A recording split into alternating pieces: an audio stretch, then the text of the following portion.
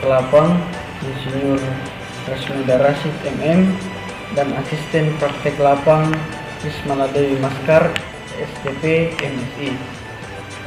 Kami dari mahasiswa Universitas Muslim Indonesia dari Fakultas Pertanian jurusan Agribisnis kelas A2 akan membacakan hasil dari kuesioner praktek lapang konsulen pertanian, dan saya serahkan kepada saudara saya. Assalamualaikum warahmatullahi wabarakatuh. Perkenalkan, nama saya Muhammad Hermawan Subhan, kelas A2 Agribisnis Tambuk 083 2019 0189. Baiklah, saya akan membacakan hasil kuesioner praktek lapangan penyaluran pertanian. Nomor responden 01. Wawancara saya sendiri Muhammad Hermawan Subhan. Tanggal wawancara tanggal 2 bulan 12 tahun 2020. Lokasi praktek Kecamatan Moncongloe, Kabupaten Maros.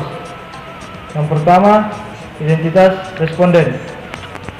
Nama Alimuddin, umur 46 tahun, pendidikan formal SD, tanggungan keluarga 2 orang, pengalaman berusaha tani 12 tahun, pekerjaan sampingan tidak ada. Yang kedua, deskripsi usaha tani padi. Jenis sarana, jumlah unit, fungsi. Yang pertama, gudang tidak ada. Yang kedua, lantai jemur tidak ada. Yang ketiga, hand traktor 1 unit, fungsi untuk pembajakan sawah. Yang keempat, bajak tidak ada. Yang kelima, caru tidak ada. Yang keenam, cangkul, jumlah unit 2, untuk mencangkul aliran-aliran air pada persawahan. Yang ketujuh, thresher tidak ada. Yang kedelapan, parang 1 unit, fungsinya untuk memotong kayu-kayu atau ranting yang menghalangi pertumbuhan padi dan berfungsi juga memotong pasca panen padi. Yang kesembilan, motor tidak ada.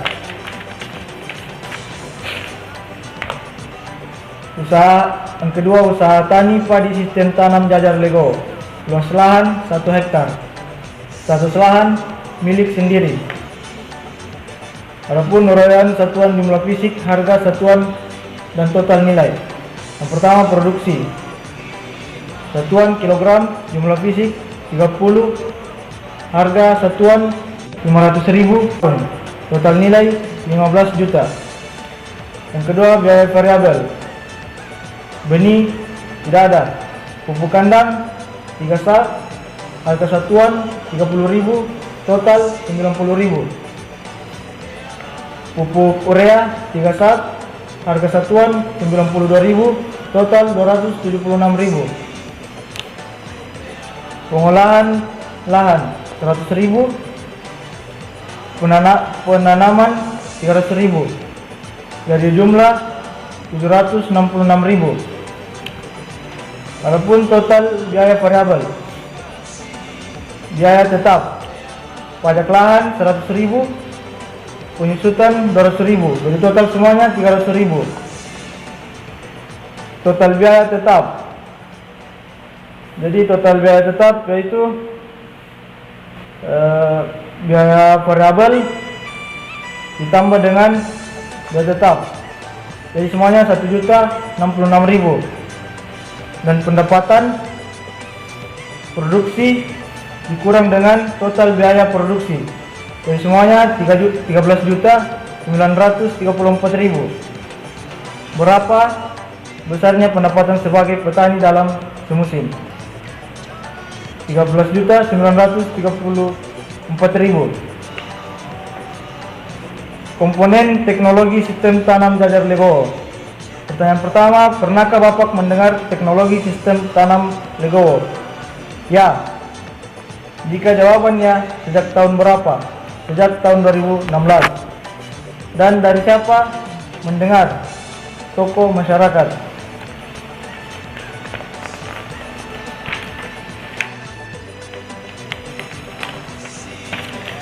Pertanyaan berikut, apakah Bapak melakukan sistem tanam legowo? Jawabannya ya. Alasan karena untuk meningkatkan kualitas padi. Pertanyaan berikut, apakah Bapak pernah mengikuti kegiatan penyuluhan pertanian? Jawabannya ya. Jika jawabannya, berapa kali mengikuti? 2 kali dalam 1 tahun. Dan di mana? Di Balai Penyuluhan Desa. Pertanyaan berikut, berapa kali dalam sebulan diadakan penyuluhan di tempat Bapak? 1-2 kali. Pertanyaan berikut, jika Bapak mengikuti penyuluhan, materi apa saja yang diberikan oleh PPL? Yaitu baik tumbuhnya padi dan pemberantasan hama dan penyakit.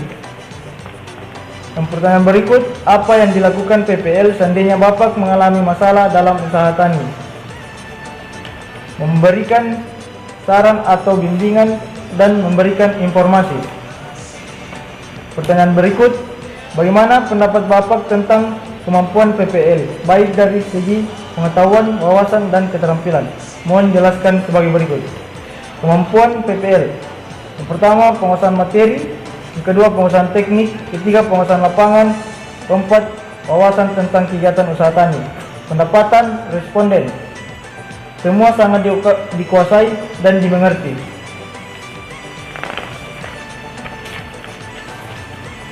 Pertanyaan berikut, bagaimana menurut Bapak materi penyuluhan pertanian? Yaitu mudah dimengerti. Alasannya, materi yang diberikan PPL sangat dikuasai. Dan pertanyaan berikut, menurut Bapak metode penyuluhan yang paling mudah dimengerti adalah yaitu metode secara massal. Alasannya karena langsung turun ke lapangan dan cepat untuk dimengerti. Menurut Bapak, waktu pelaksanaan penyuluhan sebaiknya dilakukan pada pagi hari. Alasannya karena petani memulai beraktivitas di pagi hari. Pertanyaan berikut, Bapak mengikuti penyuluhan apakah karena ada paksaan atau kesadaran diri sendiri? Jawaban, kesadaran diri sendiri. Pertanyaan berikut, bagaimana sikap Bapak jika ada tetangga atau teman Bapak yang tidak pernah mengikuti kegiatan penyuluhan pertanian? Saling mengajak untuk ikut berpartisipasi dalam hal penyuluhan sehingga hasil yang dituju memuaskan. Pertanyaan berikut, masalah apa saja yang Bapak alami sehubungan dengan kegiatan berusaha tani? Yaitu sulitnya air dan cuaca yang kurang membaik. Pertanyaan berikut, apakah dalam kegiatan berusaha tani Bapak menerima bantuan dari pemerintah? Ya, ada bantuan berupa pupuk dan alat-alat petani yang dibutuhkan. Pertanyaan berikut, apa saran Bapak kepada PPL yang bertugas di desa ini? Yaitu teruslah memberikan masukan-masukan atau saran untuk membahas tentang kegiatan petani. Dan pertanyaan yang terakhir, apa harapan Bapak tentang kegiatan penyuluhan yang akan datang khusus pada pemerintah? Yaitu agar harga dari pupuk bisa lebih murah lagi. Terima kasih. Itulah hasil dari saya. Baik, perkenalkan, nama saya Adi Sumantri dari kelas A2, nomor stambuk 083-2019-0993, akan membacakan identitas penyuluh pertanian. Nama penyuluh Mulyadi, umur 45 tahun, pendidikan formal S1, jumlah tanggungan keluarga 4, pendapatan pokok atau bulanan 2,8 juta, pendapatan sampingan atau bulanan tidak ada, kursus atau pelatihan yang pernah diikuti banyak, pengalaman menjadi penyuluh, lebih mudah berinteraksi dengan masyarakat. Bagian kedua, kegiatan penyuluhan pertanian. Pertama, persiapan apa saja yang dilakukan sebelum kegiatan penyuluhan, yaitu media penyuluhan, materi, dan alat peraga. Kedua, materi apa saja yang diberikan kepada petani 6 bulan terakhir ini, yaitu disesuaikan dengan keadaan wilayah, panen dan pasca panen padi dan jagung, pengendalian hama OPT padi. Bagian ketiga, metode yang digunakan untuk menyampaikan materi penyuluhan kepada petani. Yang pertama, anjang sana, alasannya lebih mengenal atau intensif. Kedua, pertemuan kelompok, alasannya informasi lebih seragam dan efisien waktu. Ketiga, demplot, alasannya membuktikan secara langsung.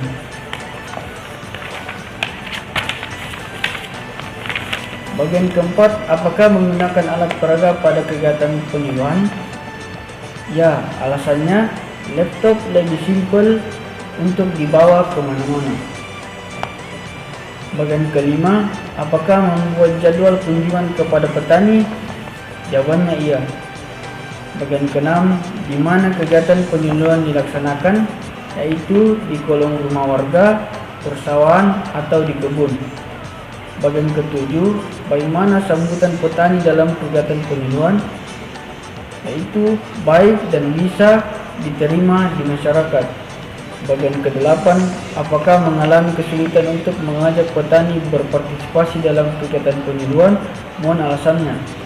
Itu ada, terutama penerapan teknologi pertanian, keterbatasan ekonomi, dan sumber daya manusia.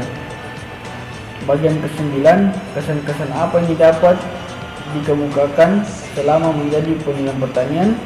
Itu sangat banyak. Mendapat keluarga baru atau mempererat tali silaturahmi. Bagian ke-10, apakah penyuluhan pertanian masih dibutuhkan untuk di masa mendatang? Mohon penjelasannya.